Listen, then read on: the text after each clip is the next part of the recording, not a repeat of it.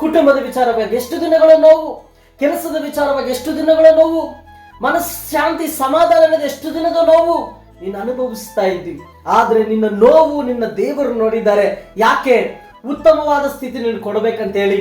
ಎಷ್ಟು ಜನಗಳ ಮುಂದೆ ನೀನು ಕಣ್ಣೀರು ಹಾಕಿದ್ಯಾ ಅನ್ನುವಂಥದ್ದು ವಿಷಯ ಅಲ್ಲ, ದೇವರ ಮುಂದೆ ಯಥಾರ್ಥವಾಗಿ ಕಣ್ಣೀರು ಹಾಕಿ ಪ್ರಾರ್ಥನೆ ನೀನು ಮಾಡಿದೀಯಾ?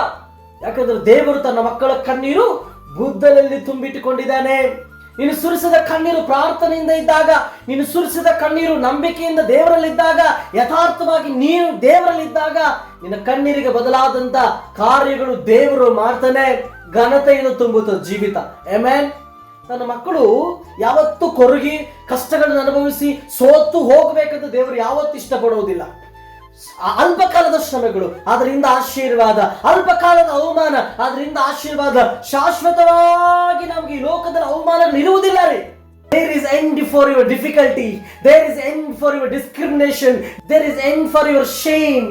ದೇವರೆಲ್ಲದರಲ್ಲೂ ಕೂಡ ಒಂದು ಕೊನೆ ಇಟ್ಟಿದ್ದಾನೆ. ಅವಮಾನಕ್ಕೊಂದು ಕೊನೆ, ನಿನ್ನ ಕೀಳಿರಿಮೆ ಮಾಡಿದಂತ ಸ್ಥಿತಿಗೆ ಒಂದು ಕೊನೆ, ನಿನ್ನ ನಾಚಿಕೆಗೇಡಿ ಪರಿಸ್ಥಿತಿ ಅಂತ ಅಂದುಕೊಂಡಾಗ ಅದಕ್ಕೊಂದು ಕೊನೆ ದೇವ್ರವ್ರೆ.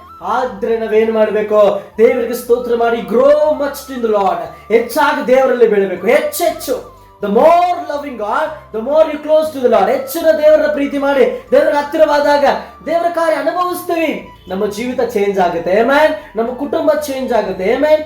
ದೇವರು ನಮ್ಮ ಸ್ಥಿತಿ ಬದಲಾವಣೆ ಮಾಡ್ಬೇಕಂತ ಇಷ್ಟಪಡುವಂತ ದೇವರು.